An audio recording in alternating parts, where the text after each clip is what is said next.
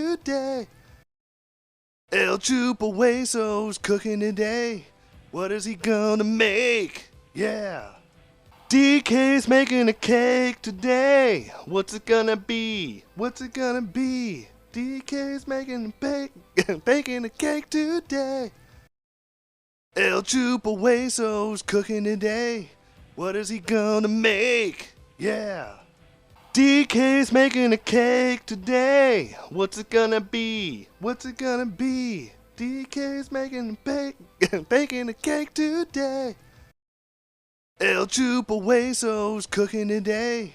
What is he gonna make? Yeah.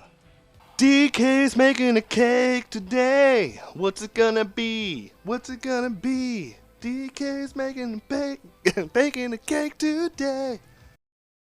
El Chupahueso's cooking today.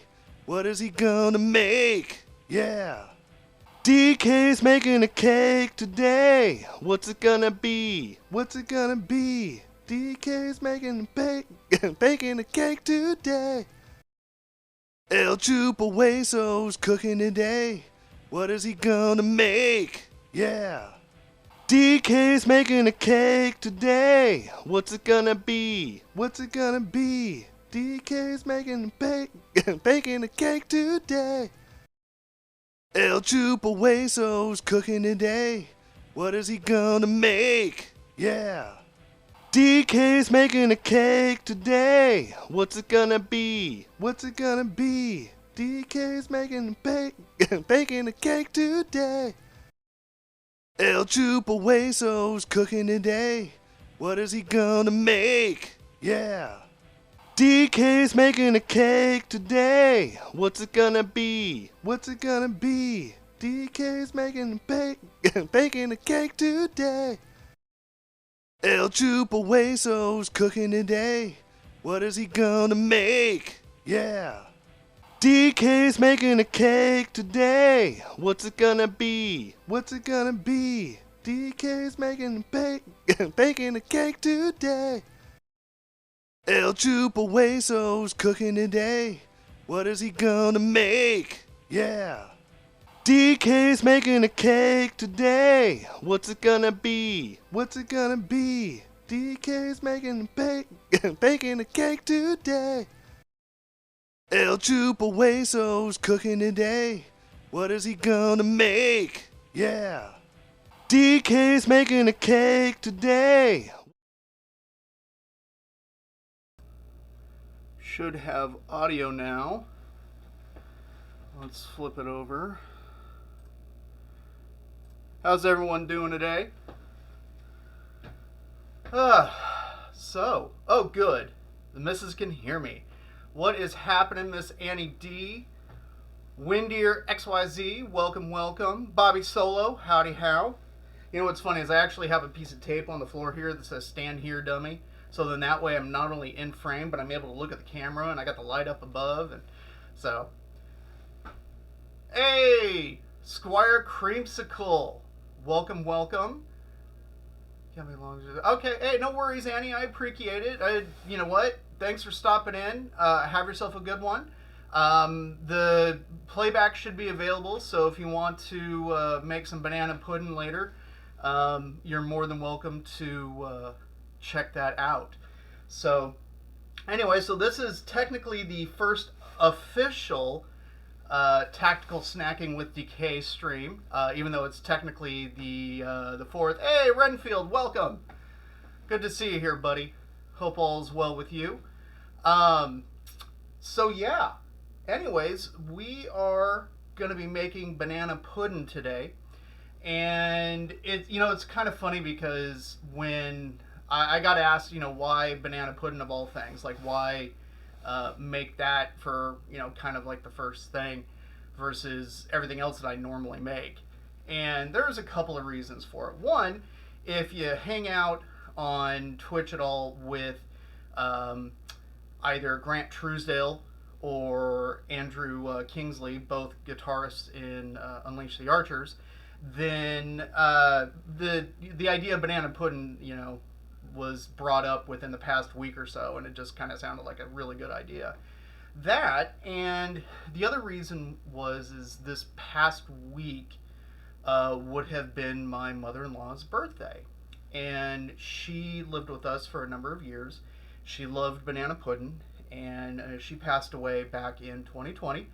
Um, it was, kind of a sudden thing, but at the same time, it was really kind of the best thing for her, because at that point, life wasn't great for her. So um, she's definitely in a much better place now. So banana pudding just kind of seemed like the thing to do at the time. So hey, Scott2572, welcome. Icenic Wolf, hey, welcome to the party, buddy. So banana pudding just kind of seemed like the thing to do today. So that is what we're gonna do, and we'll run through everything. We'll make some banana pudding. Lumpy Pickle, welcome to the party, good sir. And yeah, thankfully it's a no bake banana pudding, and it will come together pretty easily. And I've got, basically everything I need to get it to go. And then at some point, once I get a really, really long USB extension cable and I can run a camera over to the stove, we can, do some stuff on the stove top. We can bake some stuff. But for the time being, we're kind of limited to this area. I've actually got a light kind of going on underneath here to illuminate the area, and the camera clamps that I ordered came in, so thankfully things are a little bit more secure, and stuff is looking good, so I'm pretty happy. Welcome, Mr. Grant Truesdale, guitarist for Juno Award-winning band Unleash the Archers, and a handsome devil. Also the inspiration for the handlebar. Welcome, sir. So yeah, let's bust out the whiteboard. We'll kind of go through things, and then we will start making some banana pudding. Okay, so I can hit my mark, and we can read this. So it is bananana. So funny thing, I don't know if anybody's seen. There was a British TV show called Wheeler Dealers, and at the very end of their theme song, there's like this little guitar riff, and it kind of goes banana. So no, I am not joining the mullet club with you, sir. I have to draw the line somewhere, because I'm still trying to grow the hair out. But anyways, so at the end of that theme, it goes banana. So we just call it banana. At any rate, so in this banana pudding, we need between 6 to 8 bananas that we're going to chop up, and we're going to actually talk. There's an option with this, and we're going to talk about it once we get to that point. Nilla wafers, all the Nillas. Normally I make this with Nilla wafers because I enjoy banana pudding with Nilla wafers. However, tragedy struck when I went to the market. There was no Nilla wafers anywhere. And I went to another market. There was no Nilla wafers. I went to another market. There was no Nilla wafers. So unfortunately, there's not going to be any Nilla wafers in this. However, we are going to be using chessmen cookies, butter cookies. We're going to talk about these a little bit too, as well as options. Then in Team Pudding, we've got a 5-ounce box of banana pudding mix, 2 cups of milk, and those are going to end up going together. We got a can of sweetened condensed milk that's going to end up being mixed with a package of cream cheese. This is not a lactose-friendly dessert, let me tell you. It's also super rich, so it's a scoopable as opposed to a sliceable, but we can kind of figure that out too when we get there. And then lastly, a can of whipped cream that is also going to mix into it. So that is our basic recipe for the day. Putting it together is really easy. All told, if you're just putting it together, it should only take maybe 10 or 15 minutes. It doesn't take very long at all, which is super nice. And then all you really have to do is pop it in the fridge for a couple of hours in order to kind of firm up. Not lactose friendly. Oh, I'm sorry there, Renfield. That's a kind of a bummer. But yeah, unfortunately, that's just kind of the way this particular one goes. But at some point, hey, we'll make, stuff that that will be, friendly for those that have lactose issues, we'll make vegetarian friendly stuff. Actually, this is technically vegetarian because there's no meat products or anything like that in that. So if you are, say, like an ovo-lacto vegetarian specifically, you can certainly eat this. You can have the dairy, you can have all the deliciousness that goes along with it. So, yes, Lactaid pills, that's a good point. Or you can, yeah, actually you probably could use Lactaid, but then you would also need the lactose-free cream cheese, you need the lactose-free milk, you need the lactose-free whipped cream. There's all sorts of kind of craziness. Hey, you know what? I was thinking about this. I've been calling her DS Mally, but it really should be Mali. So Mali, DS Mali. It's really what it should be. At any rate, welcome. So, okay, let's make some banana pudding, shall we? All right, so I have here on my cutting board, underneath, I've got my 2 packs of Chessman cookies, which, oh no, this one has been tampered with and opened already. I wonder what happened. Actually, you know what? Let's switch the view because it's now cooking time. I figured out scenes. How crazy is that? I got a pack of cream cheese that I've actually had sitting out on the counter for about an hour in order to kind of soften up and make it a little bit easier to mix up. Got our, let's see, there we go for the camera. This one is just banana cream pudding mix, which is what we'll use. And then I got to get kind of the dairy team out of the fridge.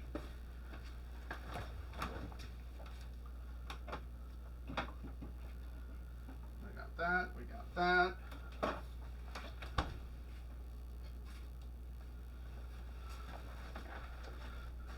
Team Banananas. We got milk, and we got my big old can of whipped cream, which you can make the whipped cream from scratch for this, but I find that using it from the can is way easier. And you'll see what I mean when we go to actually put it all together. And then let's take care of that. Let's grab this.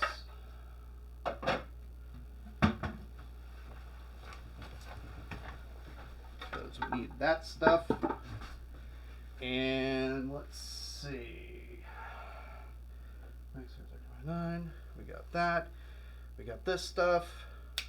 Okay, I think we are ready to go. So here's kind of the order of operation for what we're doing here. First thing we're going to do is, actually, let me get out.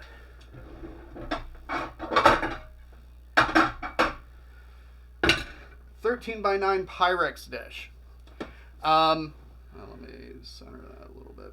So if you don't have a 13x9 Pyrex, that's totally fine. You can use kind of whatever pan you have that's roughly that size. Because the other thing we need is we need a bit of that thickness in order to, we're gonna need it for the volume. If you use a bigger pan, you certainly can. Or if you have like a trifle dish, as it's called. Think an inverted cake cover.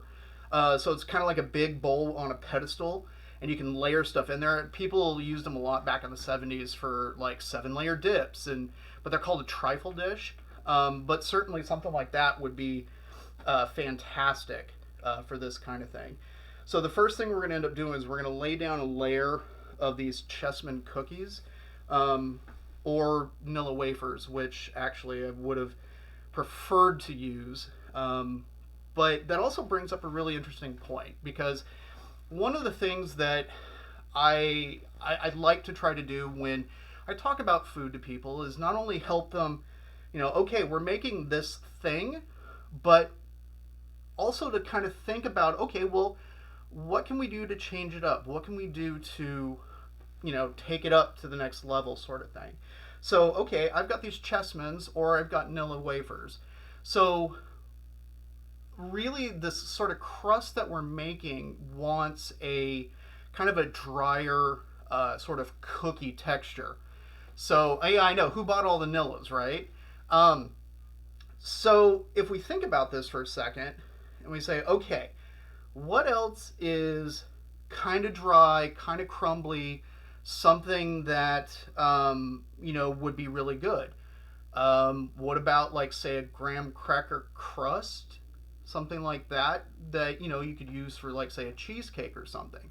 So a graham cracker crust that you make up and bake and put in there, something you could very easily do.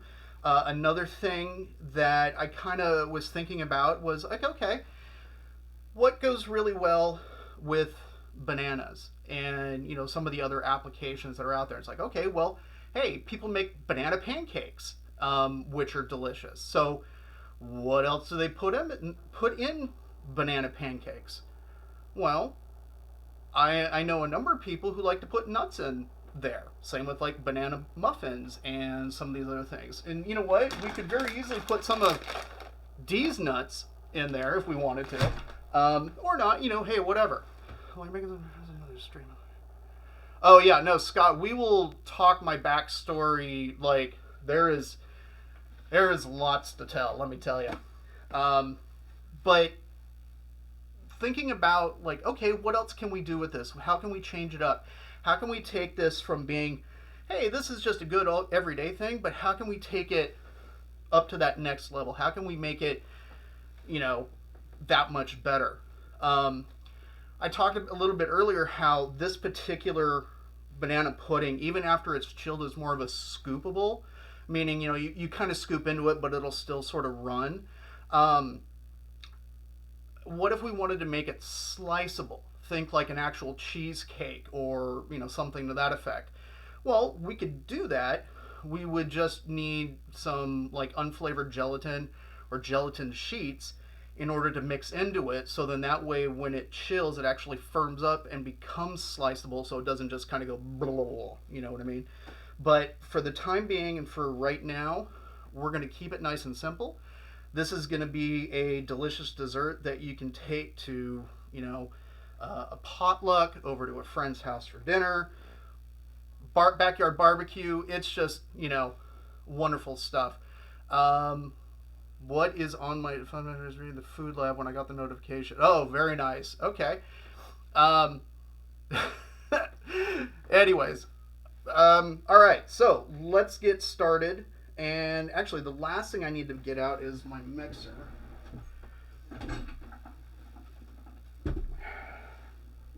And for this, I'm actually going to be using 2 bowls.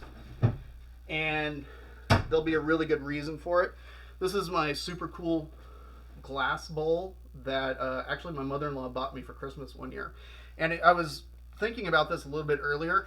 And Malie, I don't know, but I think this is about as big as Max's giant Fox coffee cup. I wonder if I like bring this to the party if he'll let me join. I don't know. It kind of made me laugh. Okay. So let's lay down this layer of Chessman cookies first.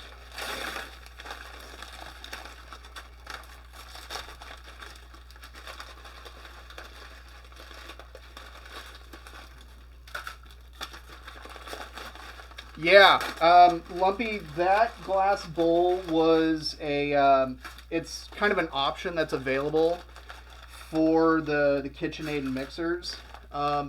Specifically, this bowl is meant for the artisan line, or kind of the tilt head, which you can only see a little bit of it in the frame, but I'll kind of show you what I mean. But this is a very typical KitchenAid mixer that has the head that tilts up. It's kind of a classic design that's been around for a really long time. This is mine that I got after I got married.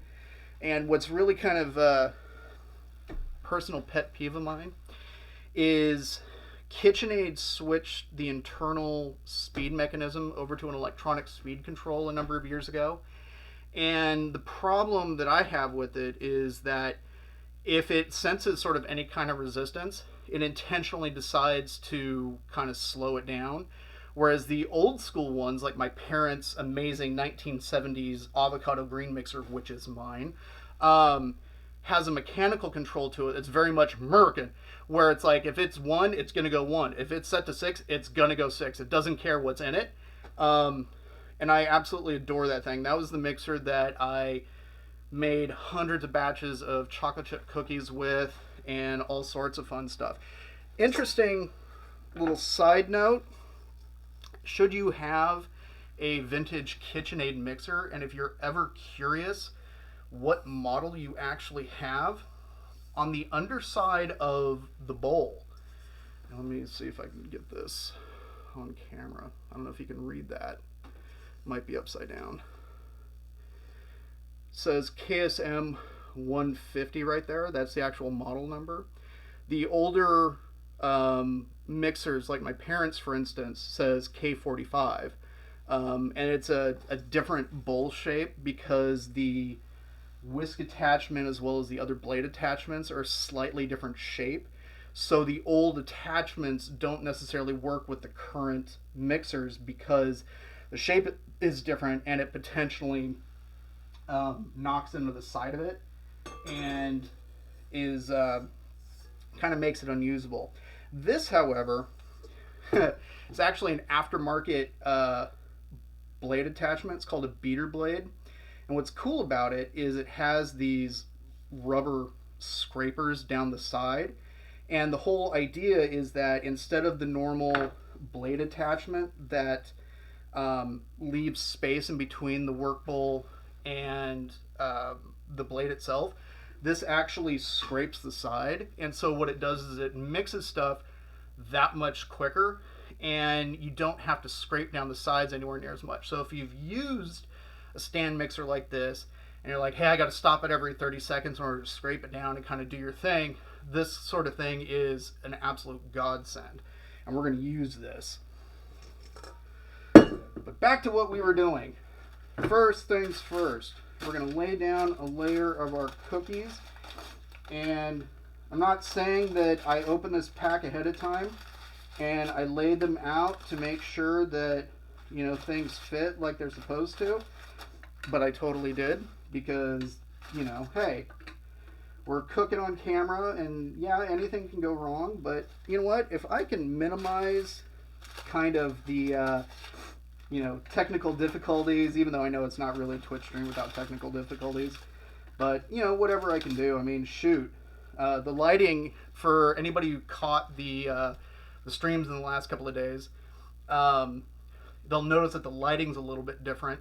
And the camera positions are a touch different just because clamps came in. And I've got a key light actually up here. And I turned off the stupid ceiling fan that's above me. But it, you know what? Hey, things are coming together. It's a total rat's nest in terms of cables. And, you know, at some point I'll figure it out. But for first stream, you know what? Things are going pretty good. And yes, absolutely, everybody needs a lumpy cam. So if anybody should have any questions about anything, please feel free to just kind of shout it out. My life is basically an open book, and I am more than happy to just talk food, talk whatever, kind of, you know, ad nauseum. Okay, this is kind of bugging me that, like, there's 3 rooks, like, in a row. And I don't like that. I don't want rooks in a row. I want... Okay, now I need to do it. See?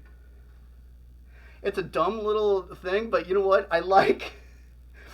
I'm like, oh, okay, so we got rook, and there's a rook, and there... Yeah. So I'm like, we are literally stressing over the cookie position. That's hilarious. Made myself laugh there. Hey, would you look at that? We actually have a couple of extra cookies, so we're gonna, you know, hang on to those because we can. And pardon me, because hydration station time. Thank you, Grant. Do you only use the stand mixer for baking, or do you get that a lot for general cooking? That is a good question, Night Song. I will use my stand mixer primarily for baking. There are times that I will use it in regular cooking, but it's not anywhere near as frequent just because the mixer I'm used for things like making doughs and making batters and creaming butter and sugar for cookies and things like that. Is it something that you absolutely have to have? No, totally not. But it is something that, because I spend as much time in the kitchen as I do, I use it. It's why I've got a Vitamix. It's why I'm aspiring to own a Roku food processor, you know. But some kind of hand mixer, at the very least, like kind of one of those dual bladed hand mixers. If you know don't have the funding or the space for a stand mixer, I highly recommend a hand one. The nice thing about a hand mixer too is it's fantastic for making whipped potatoes. So if you're making mashed potatoes, and instead of using just a regular potato masher like this one, which I literally do keep hanging over here, and that's just where my potato masher lives, use a hand mixer and you get a really nice whipped consistency to them, which if you're like, say, making a shepherd's pie or a cottage pie, for instance, you can take those whipped potatoes, put them into a piping bag, and do a really nice piping job of the potatoes on top. Just sweeping my Swiss pick through the mix. You know what, Grant? You probably could, although what I would recommend, because I will go there, get yourself a pair of forceps or something like that, something that you can chuck up into your electric drill. Have the wide end of your pick down at the very end, and then just use the power drill in there to kind of mix it up.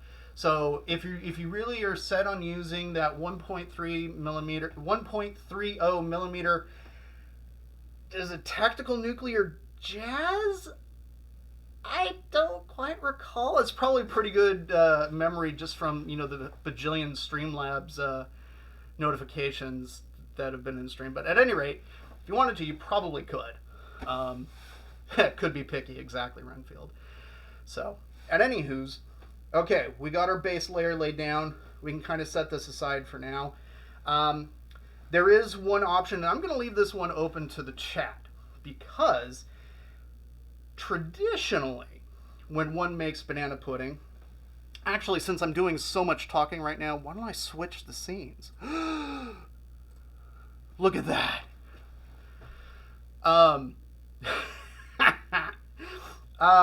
Okay, so traditionally when you make banana pudding, what you will do is, beside putting down a layer of the cookies or whatever, we can chop up the bananas and lay down a layer, and then put the pudding mix and everything on top, and then top it with the cookies. Okay. Let's deal with the troll combat potential time. Oh, Grant, buddy, when it comes to trolls, I have plans. Believe you me, it is glorious. It puts a massive smile on my face, and honestly, I cannot wait until trolls actually do show up. And I have a mod that, well, actually, Mrs. Waisel will probably understand what I want to do when it happens, but it'll be amazing. Just trust me on this. And it's going to be a party. So, at any rate, bananas on top of the cookies, or, this is where we get thinking again. What if, this is a big what if, after we made the pudding mix, what if we fold the bananas into the pudding? What do you think? Do you want to lay it down traditional style, or do we want to fold it into the pudding? That's the question for the chat. If I had any idea how to start a poll, I would start a poll for that. But yeah, what do you guys want to see? Do you guys want to see a separate layer, or fold the cheese, David? Fold the cheese! Separate layer, fold it in, separate. Okay, we're looking at a 50-50 right here. Fold down, yeah. Nanners mixed in. So I see, okay. So in terms of work and what is easier, The easiest would probably be to fold it in, because, and here's the only reason why I say that, is if you're laying down a layer and you're slicing up rounds, then you actually have to set them down individually. Whereas if you chop them in and then fold it into the pudding, you don't have to take the time kind of setting them down. Plus, what it also does is it minimizes the amount of time that it takes to get from cutting board to being covered by the pudding, so then that way they don't oxidize and turn quite as brown. Hey, DVD Vampire, welcome to the party. Golden Money 11, welcome, welcome. I'm sorry if I haven't seen anybody's name. I've kind of been chatting a lot. But welcome anybody and everybody, especially a big old welcome to anybody who's just hanging out and lurking. Thank you for being here. Thank you everybody for popping in. So what I'm seeing here is, I think for the most part, we're looking at folding them in, David. If you've seen Schitt's Creek, you understand the reference. Fold in the cheese, David. Just fold it in. So we're going to do that. We're going to fold the bananas in. So that being the case, we don't actually have to worry about cutting up the bananas for a little bit. So this is good. We can move this aside and move on to actually using the mixer. So let's move this.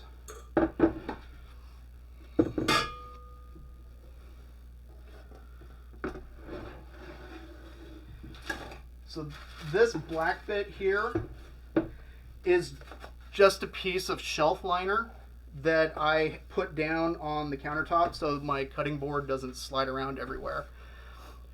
Oh, thank you, Isanic Wolf. Catherine O'Hare is an absolute treasure. I have been a big fan of her since SCTV. Patey! Welcome! Yeah, Catherine O'Hare is an absolute treasure. I don't care what she's in, I will watch it without question. She is just amazing, and I adore that woman. So, okay. Well, so we have two operations that we need to do, and I think this is what we're going to do. First thing we're going to do is we're going to make the cream cheese side of things, let that hang out. Then we're going to make the actual pudding portion of it because it's less bowl switching. So, all right. Let's uncoil this. I just hit the glass bowl. And hopefully, I've got a bunch of stuff plugged in. It doesn't cause a fuse to pop because the electrical in this place is a little wonky. All right. So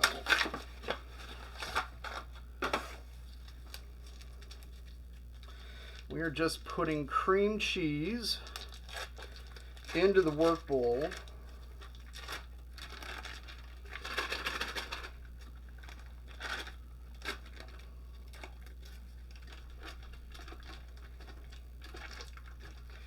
I'm just cleaning that off because cream cheese is delicious. And then need... No, it's not there.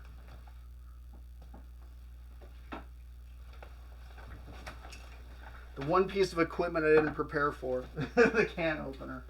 Funny how that happens. Interestingly enough, can openers, if you work in any kind of professional kitchen, when health inspectors come through, the can opener is usually one of the very first things they go to look for. Reason is because most can openers in professional kitchens aren't cleaned very often. And if a can opener in a professional kitchen isn't cleaned, the potential for foodborne illness is pretty high. So always clean your can opener, boys and girls. All right. Sweetened condensed milk into the work bowl. How's that?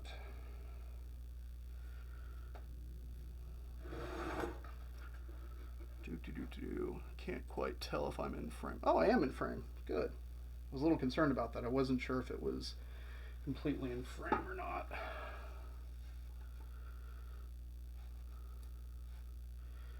I just want all that sweetened condensed milk goodness.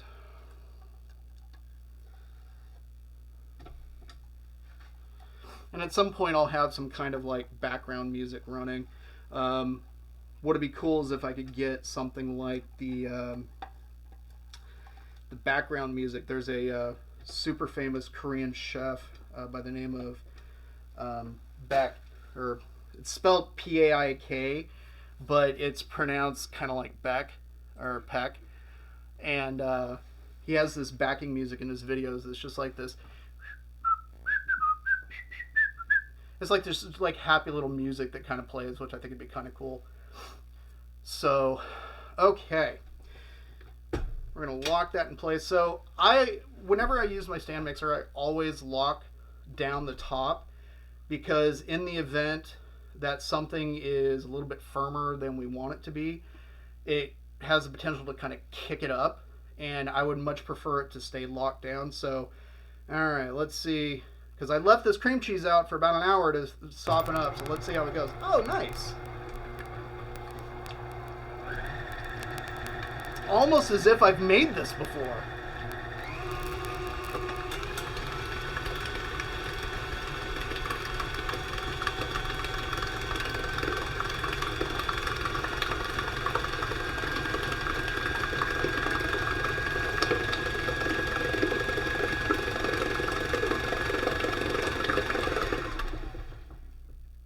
And that is why you use a beater blade, folks. Because that is absolutely perfect, and that took literally no time at all.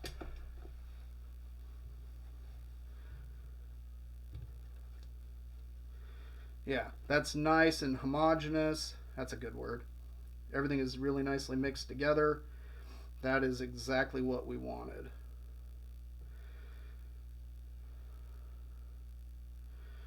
See, the only problem with these blade attachments like this is that they're really kind of a pain in order to get all the yummy goodness out of, because I want all that yummy goodness. I want that yummy goodness in my banana pudding. All right, let me toss that in the sink.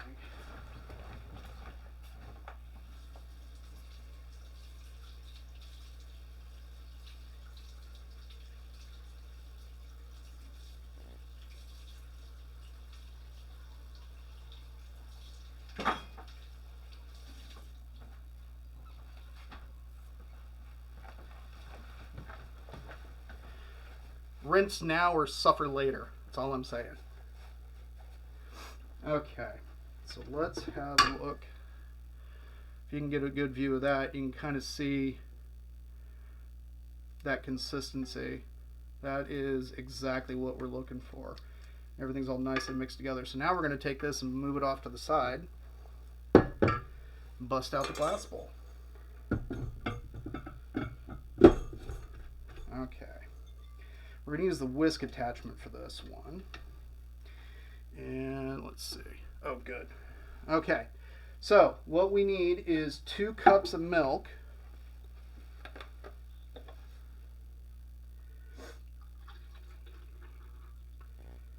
I'm using whole milk. I mean, you can use 1%, 2%, skim if you'd like, but I prefer to use whole milk for this kind of thing. What was that? Why the sweetened condensed milk? So, sweetened condensed milk is literally milk that has been effectively cooked and reduced in the can, and it gets sweeter because of the natural milk sugars. And it's in there to not only add richness, but sweetness to cream cheese, which doesn't have a whole lot of sweetness going on to it, which is consequently cream cheese is actually an American product, but that's a whole other history lesson for another time. But I'm using whole milk for this because it's what I got.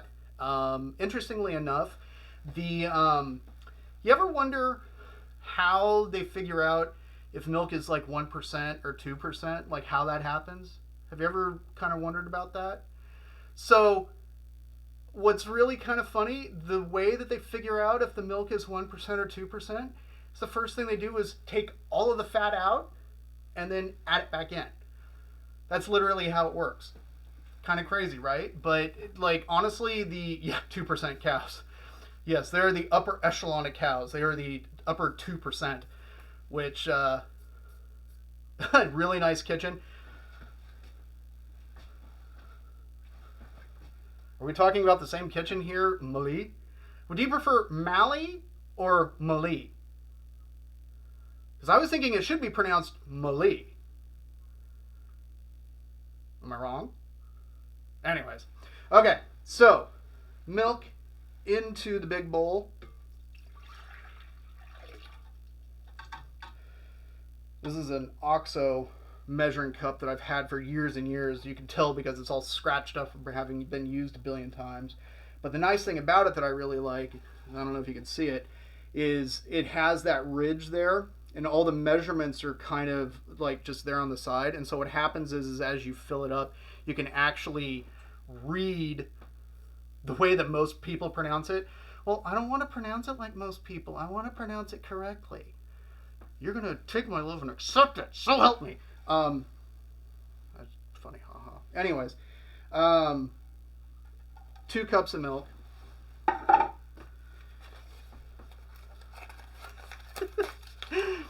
Diaz Mali is the way. Yeah.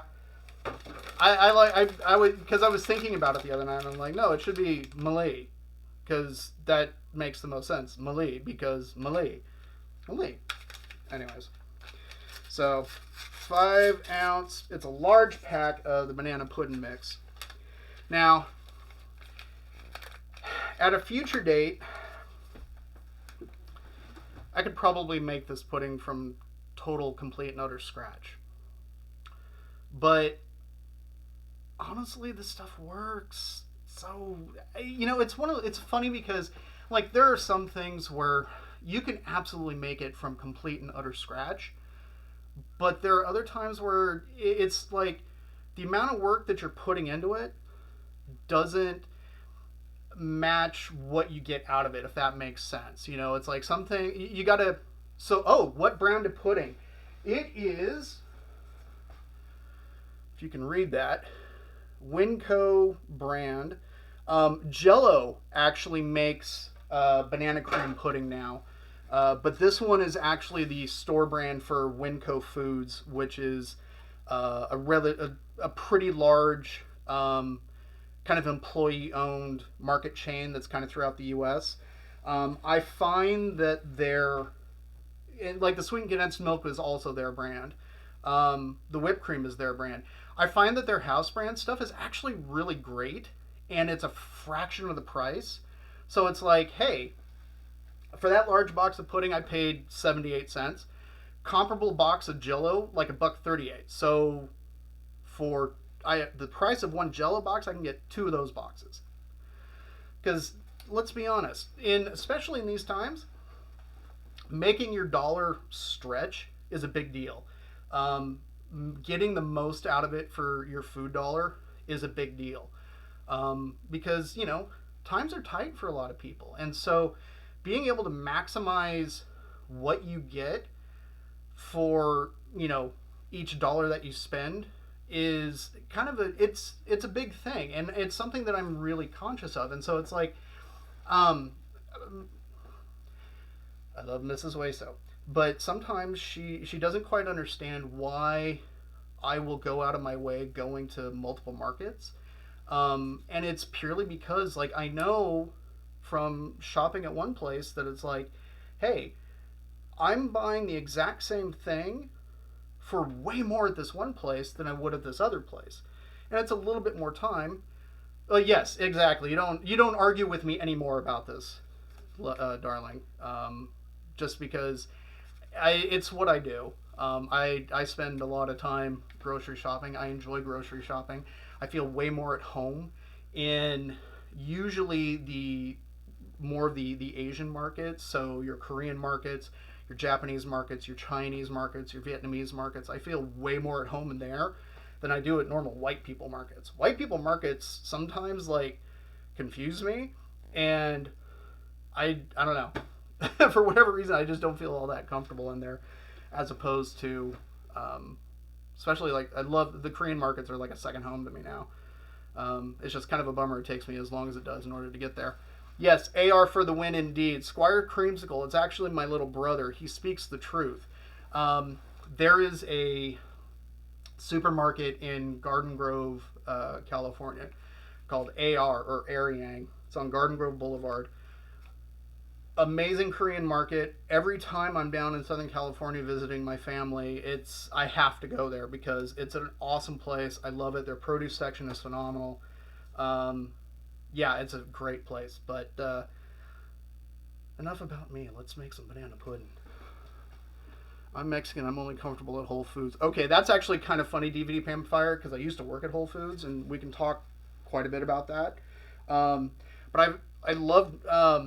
There's another chain that you see down in Southern California, Northgate Market. It's a big Mexican market chain. That place is great too. Love that place. I almost bought myself a Santa Muerte statue at a Northgate. Kind of bummed that I didn't. Squire Creamsicle, buddy. You know, if you're thinking about a birthday present, like a Santa Muerte from Northgate would be awesome. If you can get me a Santa Muerte in red, that'd be even better. Thank you, my brother. All right, so let's make some banana pudding.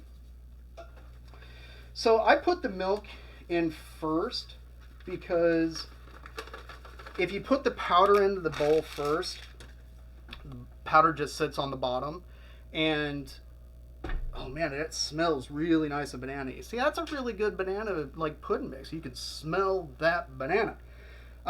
It's just going to mix up way easier. So I'm just going to mix this for a bit until it comes together, which shouldn't take too long. And it should start to thicken up a little bit. Then we're going to add in that sweetened condensed milk and cream cheese mixture. Mix that in. And then we're going to have some fun with that whipped cream.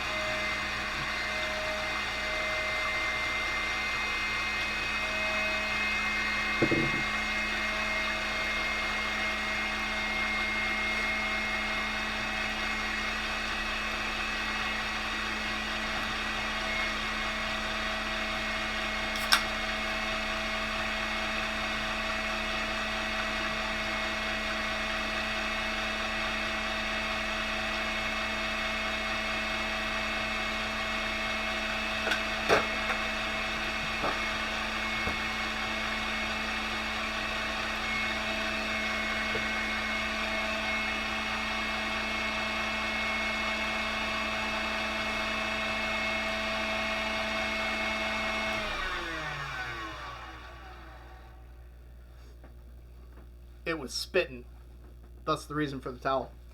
Oh, I don't know. Let's see.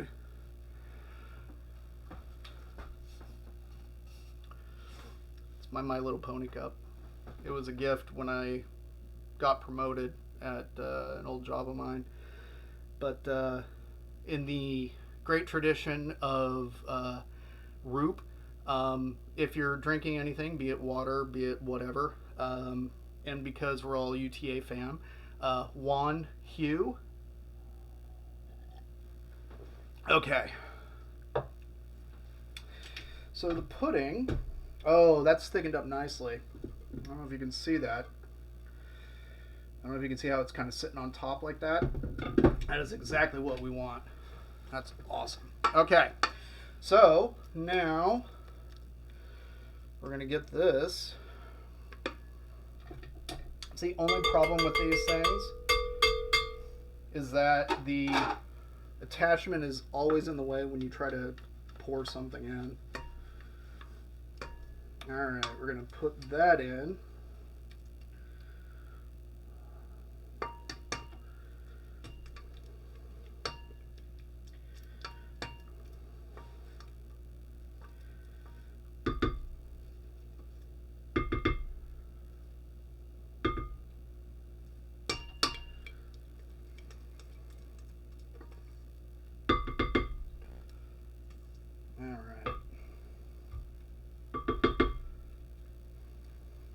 Scrape down the sides while we're at it.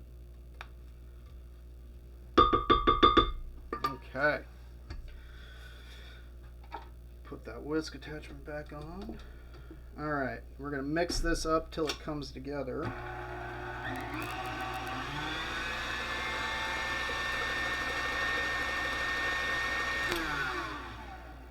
Okay, and that's together.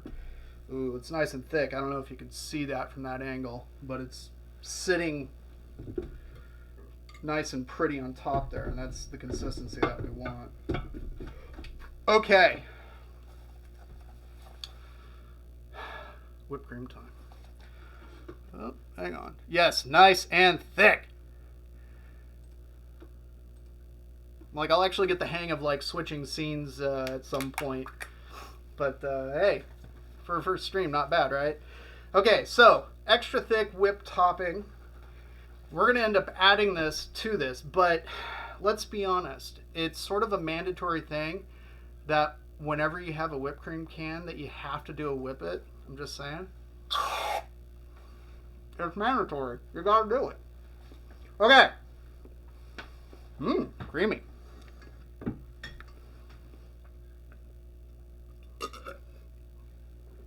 Probably not the best thing to do when you're actually trying to talk, but oh well. Okay, so what I like to do when I do this is I actually have the mixer running on low, and I just sit there and squirt it in there while it's going. Yes, it is dangerous. Welcome, Immunize. My lovely Lane. Welcome, welcome. Winco's only in Washington, Idaho, Nevada, California, and Oregon. For some reason, I thought it was also in like Texas and kind of heading out east. I didn't think it was just a West Coast thing. Crane the cam. Yeah. If you know what, Bobby Soul, it's a great thing. If I could at some point have a mod like able to switch up scenes. But I'm streaming by way of actual OBS, not slobs or anything like that. That would be most ideal.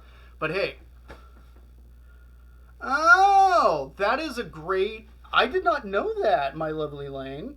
That is really interesting. I didn't realize that that's what those letters stood for. That's really cool.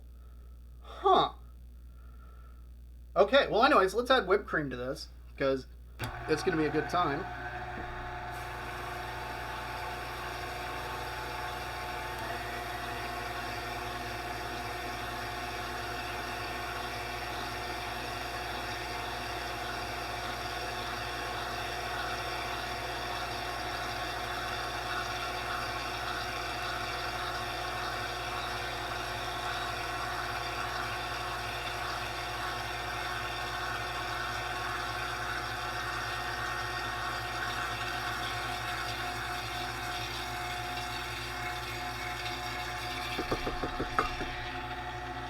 And that's an empty can.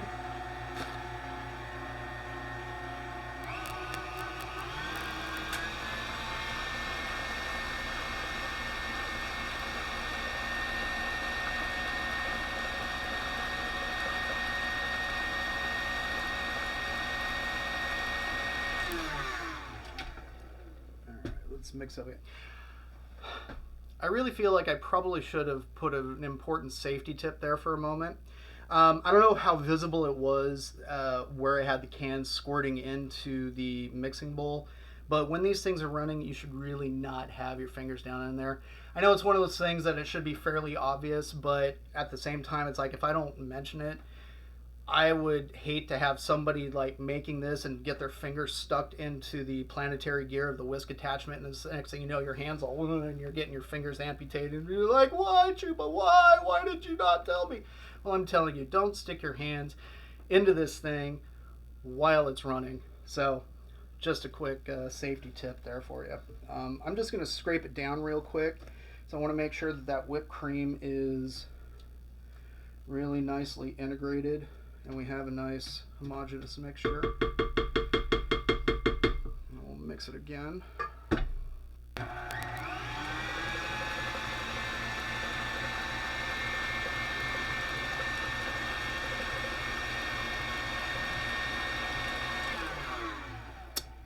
Alright, that's looking pretty good. There's a couple of streaks of the whipped cream, and to be honest, it's not that big of a deal. It's all going to go to the same place. It's all going to get enjoyed. So it's not hyper critical. that it is 100% mixed together. It's just nicer, I guess. That's what happens when you get, really kind of OCD about stuff.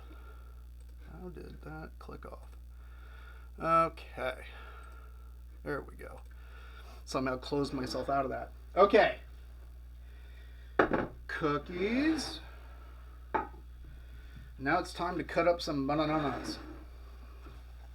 So, let's grab.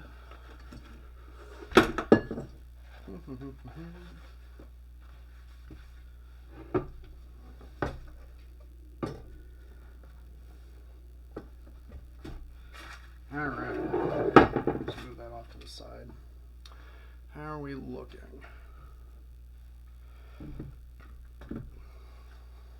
Let's see. Okay.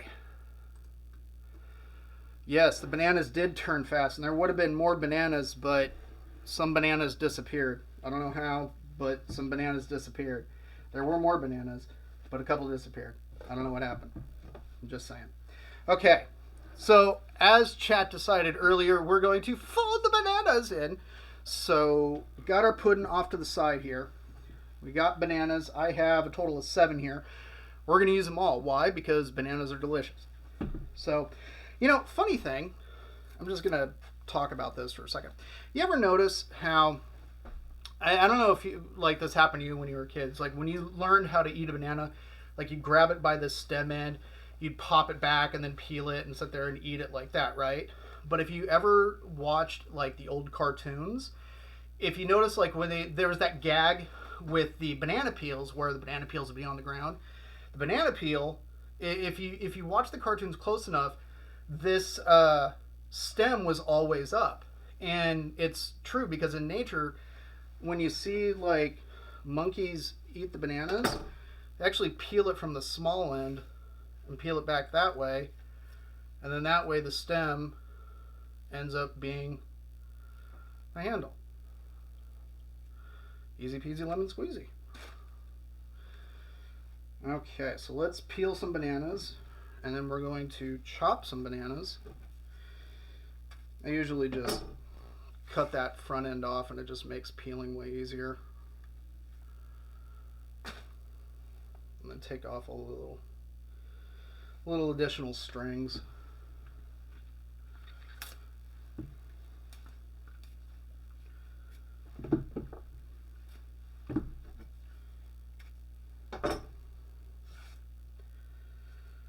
Peeling bananas on stream.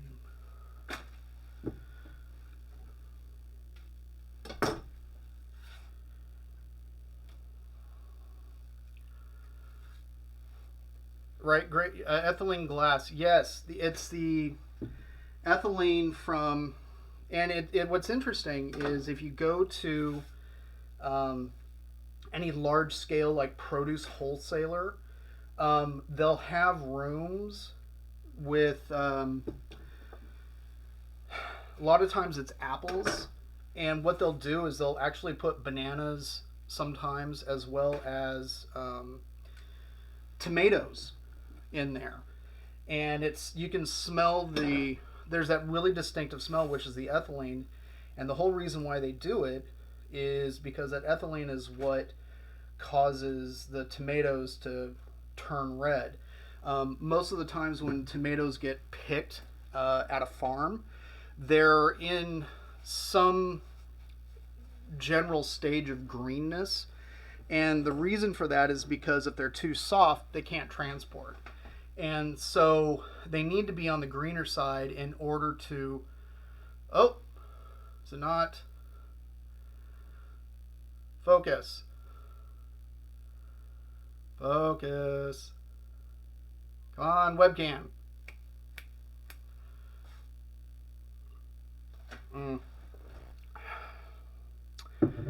Hey, I've had my first sort of tech glitch. Oh, hey, there we go. Now it's all cleared up. Anyways, yeah, so the fruit has to be green in order to be able to be transported, because if it's too soft, then it just goes to mush and you can't sell it. So that's why most of the time drinking fixed it. Who knew? L'chaim. Yeah, so that's why bananas are green, tomatoes are green. A lot of that stuff tends to be green. Okay, so you're gonna be partying tonight, Grant. Is that the plan? Probably, I'm guessing around 7 PST again. I don't know. Anyways, so let's chop some bananas and then fold them into the pudding, David. I like to actually, if I'm going to fold them in, I like them on a little bit smaller side. So what I'll do is actually kind of slice it into quarters like that, and then kind of dice it up like that, and then we'll just toss them in. And then this way, the sooner that they get into the pudding, the sooner that oxygen will not turn them brown, which is kind of an interesting process, because the whole reason why things like apples and bananas and some other fruits brown, potatoes is another good one.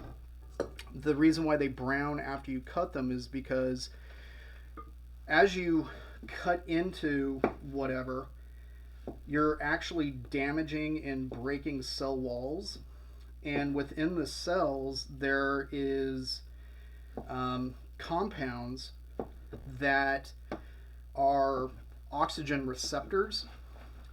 And so what happens is an oxygen molecule in the air binds with that particular receptor, and when the light hits it, the result is a dulled brown. So just kind of an interesting little chemistry tidbit for some of that. And then the way that you can prevent that sort of thing is by either putting your potatoes or apples or bananas or whatever that brown either into normal water or acidulated water. So water that you've put like lemon juice usually is what you end up putting in there, and that acid prevents the oxygen molecule from binding and causing that sort of little bit of diffraction. Now the brown isn't bad for you. It's not it doesn't affect the taste of anything. It just affects that final appearance, because usually if something is on the brown side, unless it's something that you've intentionally browned, you don't really want to eat it because it just doesn't look all that appetizing. So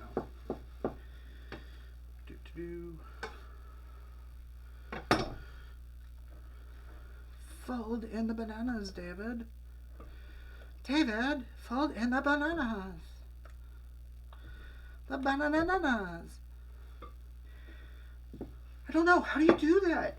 Well, you fold them in, David. I can't tell you everything. That whole scene from Schitt's Creek just honestly cracks me up every time.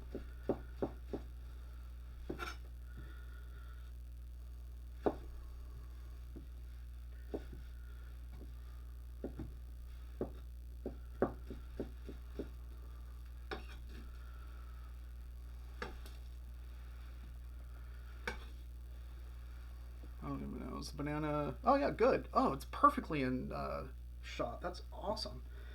Happy accident. Didn't realize that was part of the shot. So happy that it was. I love it when a plan comes together. Dun dun dun dun dun dun.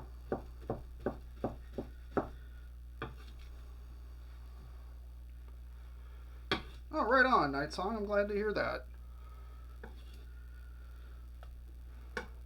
Banana murder.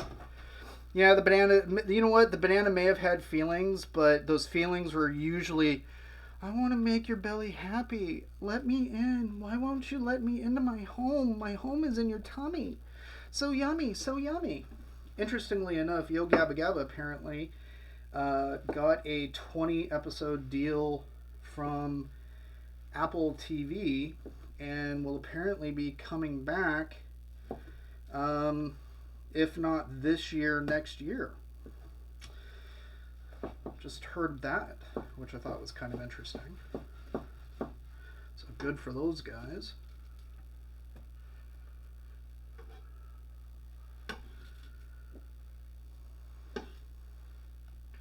All right, that is our bananas.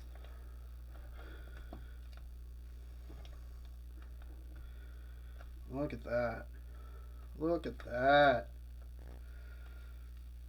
That looks excellent. You know what?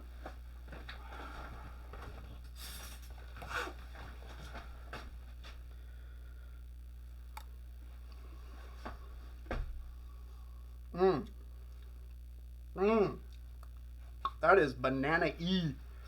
Oh, that makes me happy.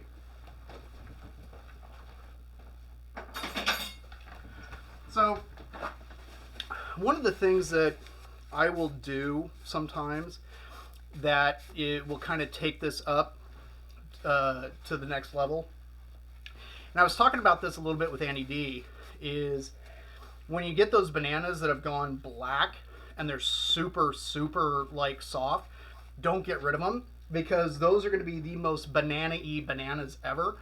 And so what I'll do is I'll take a couple and puree them up and then add them in to the banana pudding in addition to the chunked up bananas. So it's just that much more banana-y.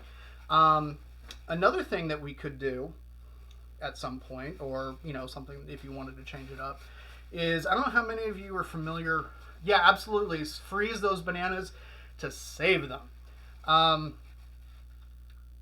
of the, if you've heard of the dessert Bananas Foster, it is kind of it's a somewhat old school dessert, but it's a really good one. What it is you take bananas and you end up sauteing them with butter that ends up turning into brown butter and brown sugar, and I think you, if I remember correctly, you finish it off with rum, and then you flame it up, so then that way you burn off the alcohol, but you still have all that flavor. So doing a Bananas Foster banana pudding, something to consider. Oh, brown butter. I should probably explain what that is. Brown butter, if you're not familiar with it, is when you take a stick of butter, that butter is composed of three main things: water, butter fat, and then milk solids that are in there. Okay? So to make brown butter, all you're doing is your beurre noisette. Yes, very good, Scott. That is the technical French term for it, but I'm not French. I don't proclaim to be French. But at any rate, all you're doing is you're completely melting. You're melting the butter, causing all the water to evaporate out of it, and then once it hits the point where the water is gone, that's when those milk solids actually start to toast and fry in the butter fat, and it starts to turn brown. And depending on how far you take that browning, they get really toasty and just super delicious. In fact, when I make popcorn, I put brown butter on it. So then that way I get all that yummy, delicious, all those, the flavors from the brown butter.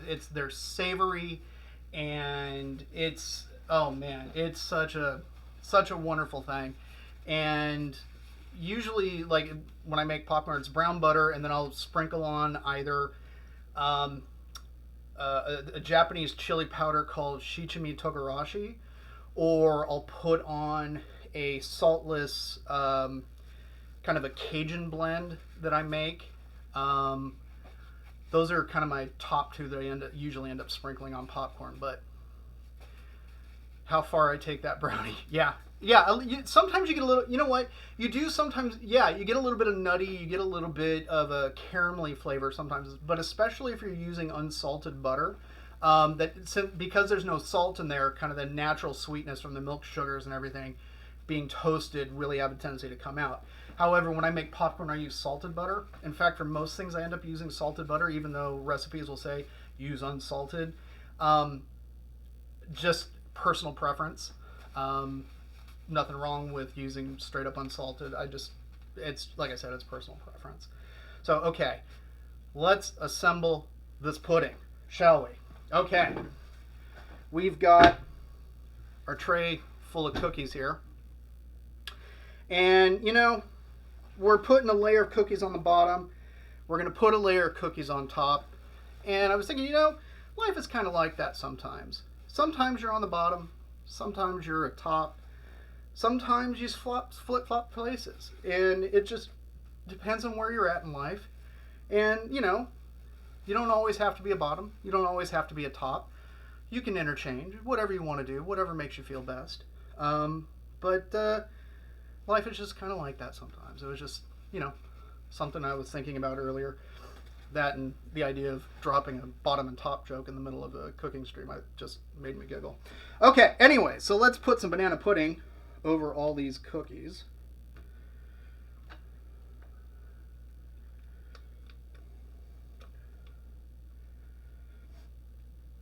Okay. Spread them out.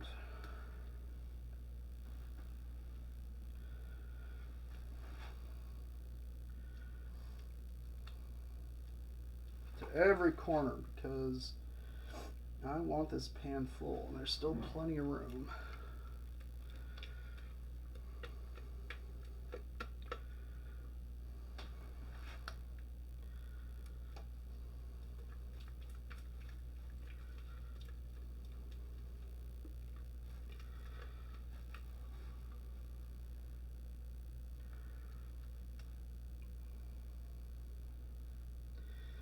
Nice.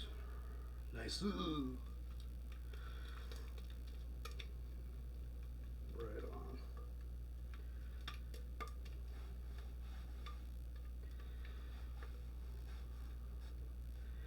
Dead air. We've got dead air. Because Decay's not talking. So he's making up a song on the fly about not talking. Beautiful. Look at that. That is gorgeous. Wipe that down. That is a beautiful banana pudding. So now let's finish it off with some more cookies.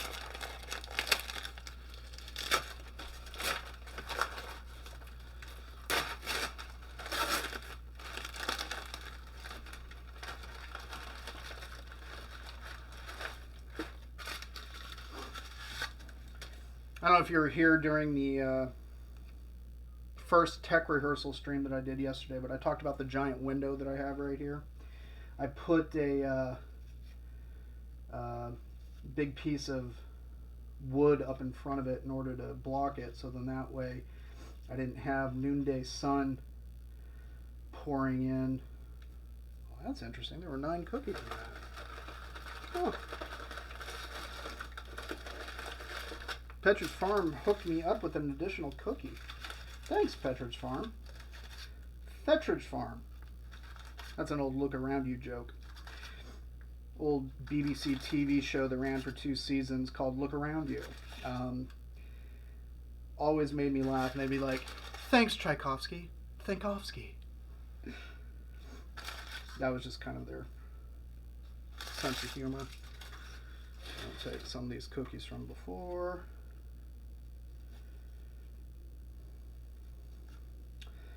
Now, since there's extra room, more cookies. Because more cookies are more better. Oh, we got a broken cookie. There's those multiple rooks again. Funny how that is. So that's a banana pudding, folks. That is nice. You can see the banana pudding. I don't know if you can see it from that camera. Let me let's go to that one. If you can see, the underside a little bit, that the banana pudding is kind of getting around those cookies down on that bottom layer. And that is just gonna get all sorts of yummy and delicious. And then we're gonna pop it in the fridge for a few hours before tucking in. And I'll take some pictures later showing that. So, yeah. I know it's not symmetrical, Bobby Solo. That has been... yes, it is a 13 by 9 night song. It's a 13 by 9 Pyrex. But like I was saying kind of at the beginning, really anything that's roughly that size and volume will work. I also have a larger Pyrex. I think it's technically a 15 by 10. That would also work really nicely. One that I think would work great if you happen to have it is a trifle dish. Yes, exactly. More cookies, more better. Thank you, Painty Pants. And tell Mr. Pants hello. Yeah, but a trifle dish would be really cool because it being round, you can actually lay them out in the bottom and then line the sides, pour in the pudding, put more cookies around it, more pudding. You could do layers. You could do all sorts of fun stuff with it. Magnolia Bakeries. You know what? I'm not familiar with Magnolia Bakery. See Marguerite. Did I say that right? Marguerite? Marguerite Lou. Welcome, see Marguerite Lou. Yeah. So that is Banana Pudding, folks. So this has been fun. This has been a long time coming. I just wanted to give a big shout out to everybody that came in and hung out and stuck around. I'm hoping to stream on a more regular basis. This really was more of a, okay, let's see if we can get this to happen. That's my, I have, oh, okay, now I see it. To be honest, like, I don't know some people's names online, so I have no idea. So, hey, Celeste. But yeah, this has been a long time coming, and I just want a big shout out to everybody, like I said, that has come in. Thank you so much for sticking around and chatting and interacting and following. Huge shout out and thanks to the band Unleash the Archers. Because of them is how I even went on Twitch in the first place. And had I not started watching them and the magnificent Grant Truesdale and Andrew Kingsley and Brittany Slays and now also Mr. Nick Miller, had I not started watching them and spending time, I not would have met the bulk of you guys. Thank you so much, Twitch fam and everybody.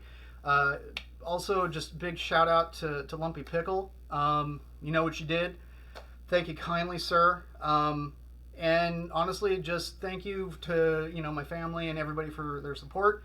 I have big plans for all of this and what I want to do with it, where I want to go. I want to make all the things.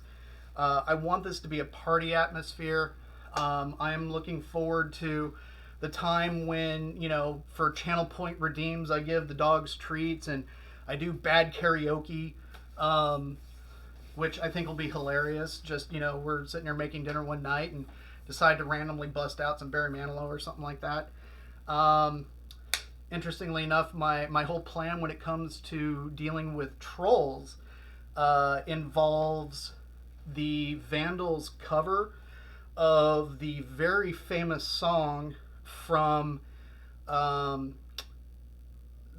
Sound of Music, So Long Farewell, and it involves basically having everybody in chat being in on the joke, and when these trolls roll in and be like, you suck, just being generally disagreeable, that they're labeled as a special friend.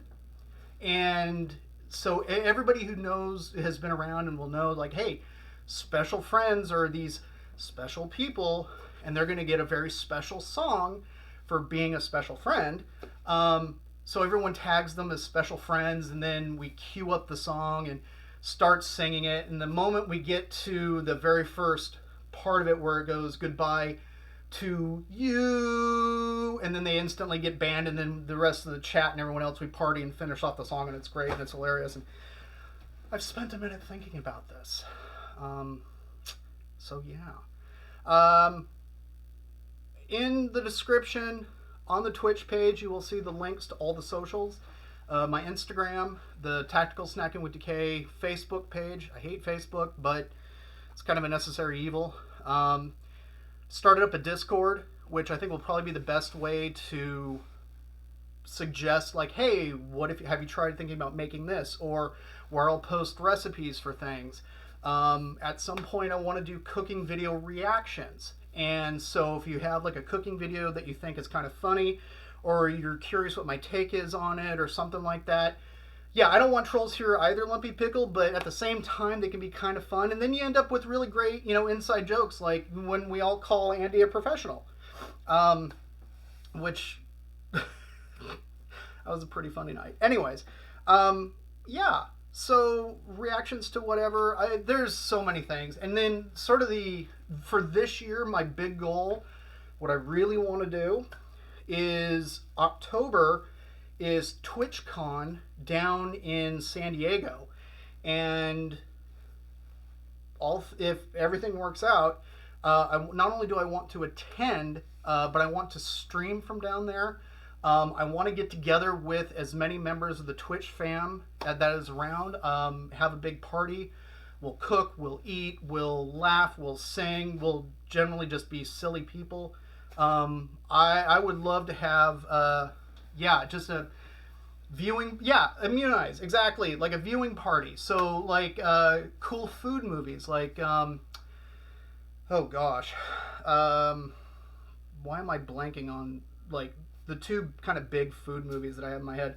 It's a Japanese movie all about ramen, but there's like there's these sections within the movie that have absolutely nothing to do with the ramen, and they're also kind of awkward, and you're like, why are we watching this? But then it's all about like ramen. Yeah, Chef is another good one. That's actually that is kind of an interesting one, and Jon Favreau learned how to cook for the role and got into it, and it kind of made me laugh when he rolled up to Franklin Barbecue in Austin, and it's like, oh, they're like name dropping like famous barbecue chefs. Mr. Nice Guy. I don't know if I know that movie. Why does that sound familiar? Is that a Jackie Chan movie? So I love me some Jackie Chan. I have been a massive Jackie Chan fan for years and years and years. The Big Brawl was the first movie of his that I ever saw. It is Jackie Chan. I knew it. I do remember that one. The Big Brawl, first Jackie Chan movie I ever saw, and it blew my mind because it was like kung fu and hilarious, and after that I was just like, oh, we're hunting it down. Like, yeah, not really a cooking movie, but it totally makes sense. I get that. Drunken Boxer, Legend of the Drunken Boxer, which is still one of my all-time favorite flicks of his. Some of the best fight scenes that he ever done. Rumble in the Bronx, all that fun stuff.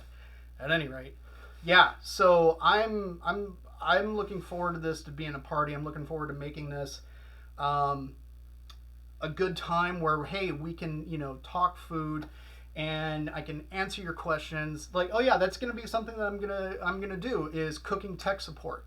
My first gig when I was at Whole Foods, I worked at what was called the holiday table. So like if you ever shop at Whole Foods and you go in like end of October, beginning of November, and you want to like order a turkey, or you want to order like a standing rib roast or something, I was one of the people that was at the table, kind of helping meal plan and stuff like that. And while I was there, there were no recipes that they could give out to people, and there was a number of people that would come in, and I one woman in particular I'll never forget. She came in tears because she had just gotten married. Her family and her in-laws were coming to Thanksgiving. She had no idea what she was doing, and she was a wreck. And so I just said, okay, sit down, dry your tears. First and foremost, just picture in your head the softest, fuzziest, nicest typography face that you can think of. And in those big happy letters, just picture these two words for me: don't panic. Now, if you're a Hitchhiker's Guide to the Galaxy fan, that'll make total sense to you. And if not, it doesn't matter. helped her out. I set her up with not only a turkey, we figured out sides, we figured out recipes for her to make. I walked her through the whole process of making the turkey. And she came in actually after the holiday, because we were there for a little bit afterwards, kind of like ramping up for Christmas. And she was, yes, exactly. Don't panic in large, friendly letters. She was incredibly grateful. Everything went off perfectly. The family was super happy. And after that, I was just like, yeah, I love doing that kind of that cooking tech support and helping people out, especially when it comes to like the holidays. But high holy days for me are, barbecues and Thanksgiving and Christmas and whatever. So yeah, if you guys have got cooking questions, I'm here for you. You know what? And it could end up being one of those things. Do I clean my... Okay. Spectre, I see what you did there. I know what you want me to say.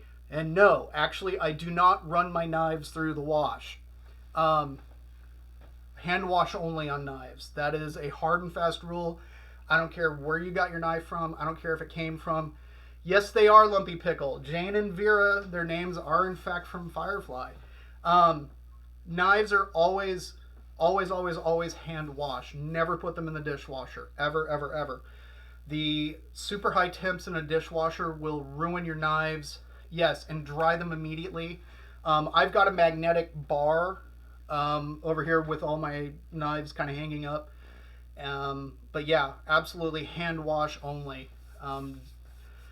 What do I use to sharpen my knives? That's a fantastic question, Immunize, because the idea of sharpening versus honing are two different things. So when it comes to honing, most people have like a honing rod that they use. This is by F. Dick Cutlery. It's the multi-cut.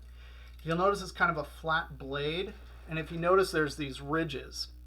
And so then that way, as your knife runs along it, you have multiple ridges that are affecting that edge.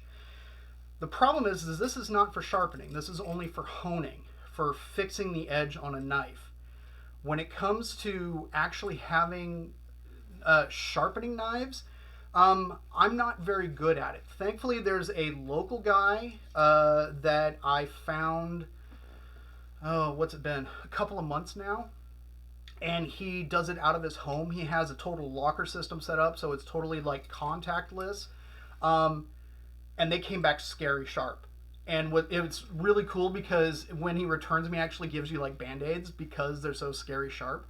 But yeah, I highly recommend finding a local professional to do them. If you've got stones and you're confident, please have at it. It's just not a skill that I've mastered yet. But always hone your knives before you use them, because all you're doing with honing is you're fixing kind of that edge. Really wish I had something to kind of draw on to explain the point. Because if you think of your knife blade kind of comes to a point like that, by using it, what ends up happening is the very tip kind of bends and deforms, right? So sharpening, you're actually removing material and creating a brand new edge. But with honing, what you're doing is by running it along the edge of the knife, you're straightening it back to true. When it comes to how I hone them, you see, like, when you see like chefs on TV or movies or whatever, you see them kind of take it with the edge pointing away and kind of like shave the honing rod like that. I never do it that way, and the reason is because when you got that edge and it's folded over like that, if you're running the edge away from you, you have the potential of taking that edge and folding it back on itself and actually breaking it. So what I do is I actually have the edge towards me and run it that way backwards, so then it actually will cause the edge to stand back up. So that's what I do, and I usually hit it probably a lot more excessively than one has to. But I usually do it an equal number of times on both sides, probably about 12 to 15. Um, and yes, actually, yes, Night Song, it is absolutely noticeable. When you have a perfectly sharp knife and you're slicing through things like onions and tomatoes, you can tell. And it's like, oh yeah, it just glides through really easily. But when you start seeing, instead of actually cutting into like the tomato, for instance, and it ends up kind of smushing it and then cutting it, what's happened is you've hit an edge of the knife that you use more than, more often than other. And that section definitely needs to be honed. And then all you just do is, swipe it however many times, say 12 on each side, and it should straighten it right back. And then you can go back to cutting without any problem. And honestly, like, tomatoes are some of the best things to cut in order to see if your knife is still sharp or needs sharpening, because the skins are so slippery.